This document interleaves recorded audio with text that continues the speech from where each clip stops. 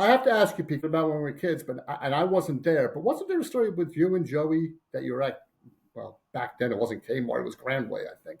But anyway, you're at Grandway, and something happened, and a guy came after you guys with a gun or something. Do you remember this? Oof. Wow. No, I don't know. Maybe, It but there was something like very that well that could have happened. happened.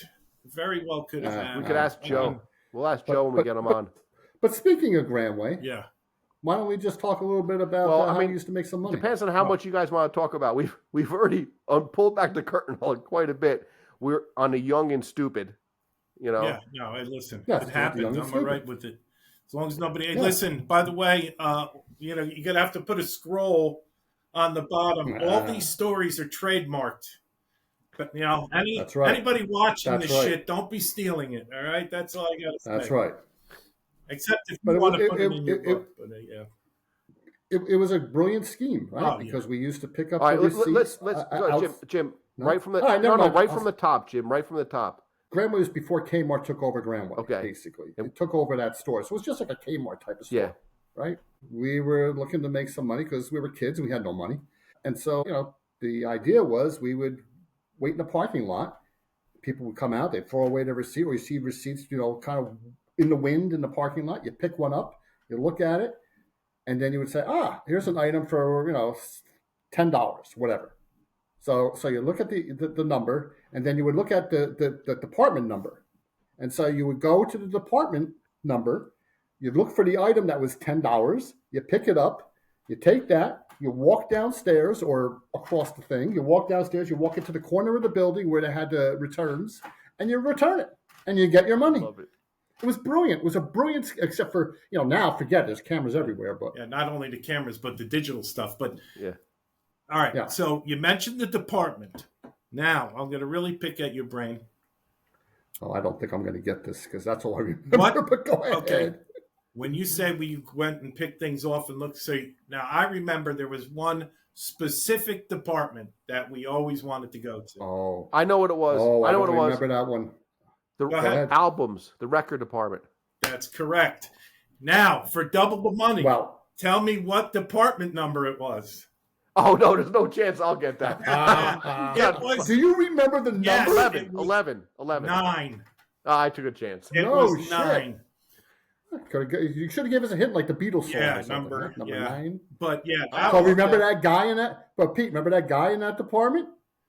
The one guy that we would walk in and he'd just be staring at us the whole time. He knew. Yes, he knew. Oh no, he was like just looking at us like, you son of a bitches. I know what you're up to. But here's the other thing. Yeah. So, we did it with the records and then, like Jim said, they sort of got to know us. So we had to switch departments. Okay. Right. Enter the Jimmy Carter years with the alternating weeks for gas and the long lines of cars. And right across the street, what was the gas station? Do you remember the name of it? Merritt. Merritt, right. Yep. Merritt Gas, and the workers there loved tools. So we would wait on the receipts in the tool department and get the tools and come over and sell them to the guys after the fact. So Nice. It was double money. You get the money from the return and then the money from selling it to the guys at Merritt. Then, because there were such long lines, we used to sell people in their cars water and make money that way too. I love it. Water lemonade. Entrepreneurs.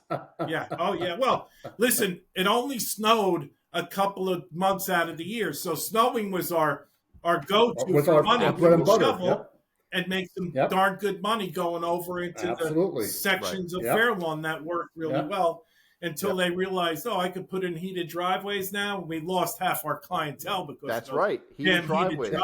Well, not to mention the snow blowers as well started dipping in. It's like, come on, snow blowers. That's cheating. Yes. That's cheating. There was that. And the other way to make money was during that time, because it was a good time, I guess, in the winter, was to do Christmas caroling. Oh. Of course, we did Christmas caroling in Fairlawn. It was all Jewish people. Right. So, I'm Jewish. Yeah, a little harder.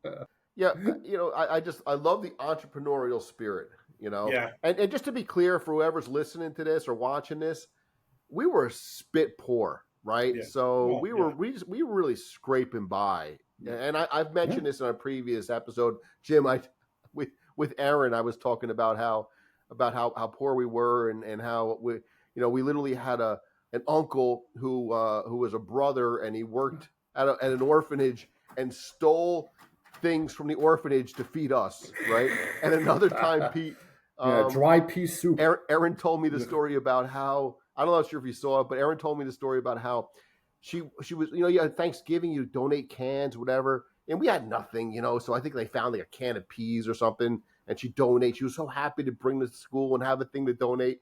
And then because we were so poor, it turns out we were on a donation list, and it was a basket right? in front, and that can of peas was inside the basket. I never heard that story. That's hilarious. Yeah, I forgot about that. She reminded me. It was very funny. I love that.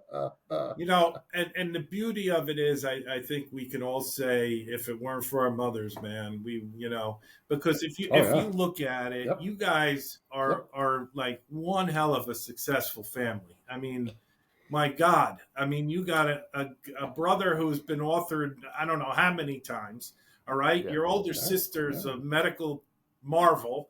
Your Erin, who you talked about, is a marketing genius. Terrence in his own right is doing well now. I mean, your mom, holy shit, always had the respect of your mother. Unfortunately, again, because of that ignorance, I never got to know your dad. Unfortunately, he left the earth too quick.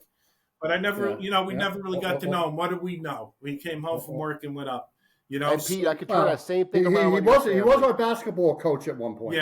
Yeah, true. Yeah, true. I don't know if you remember that. I do. And Pete, do you remember this one? Oh yeah. So we'd be out playing. We'd be out playing, and it was the most embarrassing thing in the world.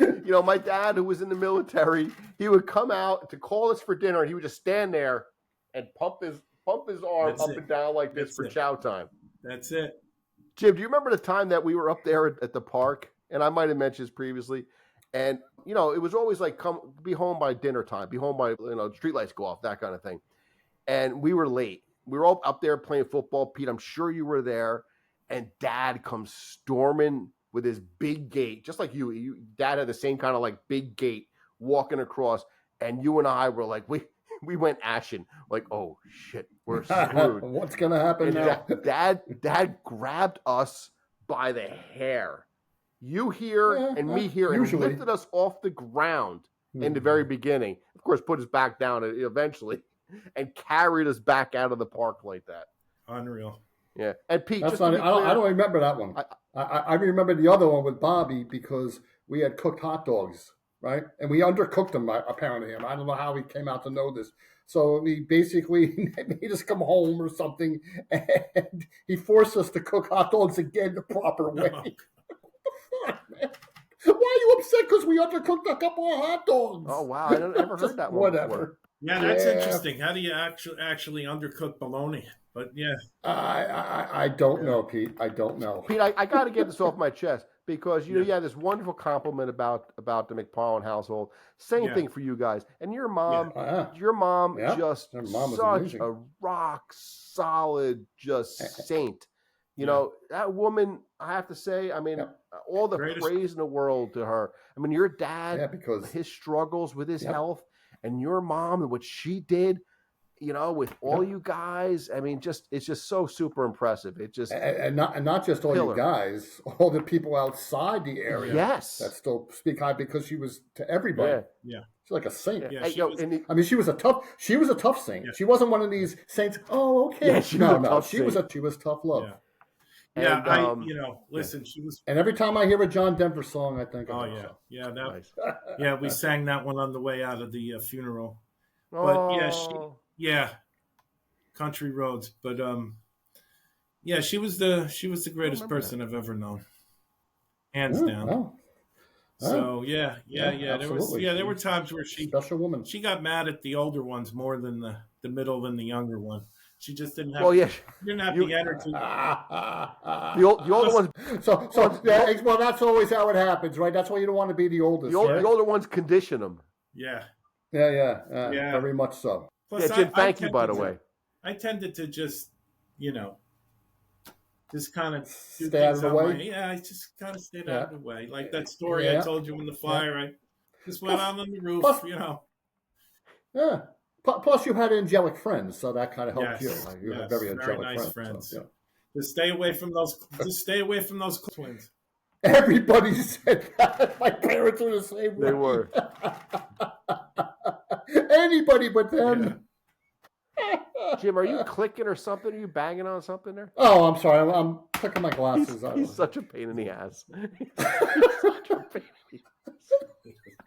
Well, there shouldn't be freaking rules here. I gotta start the camera. I can't touch making noise and shaking your camera. That's all. Just stop. That's the only rules. Hey, listen, all this stuff is bringing up some real energy, Exactly. That's for sure. Yeah. Yeah. Oh, I get it. So I wanted to bring this up before, but you remember the gang fights that were happening? I don't think you guys were involved in that up by St. Anne's. No. Yep. Well, you weren't involved in it. I remember hearing. I wasn't part of them or anything, but I remember hearing about them. Right, and it was like that's why they stopped the bazaar at one point. That's exactly right. They would have the carnival up there, the bazaar up there, and when I think of the different things that the crazy stories, one of the things was, and I wasn't there, but I remember that there was a family. You remember? I don't want to say names. So this blank family, you had Eddie and the older brother. Yeah, a lot of boys. Right. So we had the one brother that would remember he would run around on the fence and literally it was a metal fence, one of those wired fences, and he would with Eddie. Complete abandon. Eddie, like a squirrel. What? Eddie used to run around, I think, like a squirrel. Yes, and he would literally just run across the top of the fence. Incredible balance. It wasn't level. There were all those little bumps that would come out, but he would handle that and be no problem. The guy was crazy talented. Eddie was fantastic at that. But his brother, apparently, in that gang fight, got knifed, was put in the back of the ambulance, was being pulled away, and on Route 4, jumped out of the ambulance, went back to the fight. Yeah. Yeah, so talking about the brawls, John, back then, before they put in the pavement and the sidewalks, there were trees lined up on the side. So at one brawl, I don't know if you were with me or not, Jim, but we had climbed up the tree, and we were up in the tree watching the brawl. No, I don't remember that at all. Yeah, I don't know if I was with you then because watching the gang I don't remember fight? seeing the brawl. Yeah. Oh, really? I remember hearing about them. I don't remember seeing them.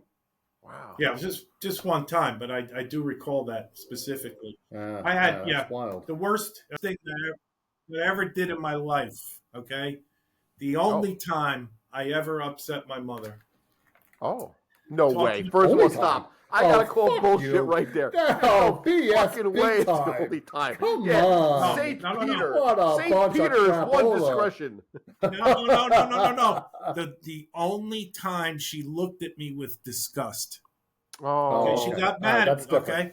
So, yeah. Remember how we talked already multiple times about how we're looking for money. We're looking for money. Okay. Yep. So at the bazaar, they used to sell the 50/50s, remember? Yep. So my mother had one of those carpenter belts on or whatever. So she had the tickets on the one side and the money on the other side. So I'm like, hey, guys, I got a great idea. Watch this. So I see my mother. You remember this? So I know where this is going. I'm like, hey, Ma! I put my hand, I wrap my arms around her, and I'm going into the pocket where the money is as I'm hugging her. She catches me. She nails me in the hand, and she just, that look of, oh, my God, I produced you? Disgust, disappointment. Oh, it was just terrible. Just devastating. Devastating. She nailed me. Yeah, because again, she was an angel, in so many ways, and then here you are going for a hug, the scammer. I mean, dude, that's brutal. Right? Think about as a parent now. Think the about manipulation. What happened, John? Yeah. What happened? I'm no longer the entrepreneur. No, now you're a scumbag, dude. You know what? It's funny you said that because you know him, Jimmy Golubisky. We always say we're assholes, but we're not scumbags. There you go. That's very true. Because that was definitely a scumbag move.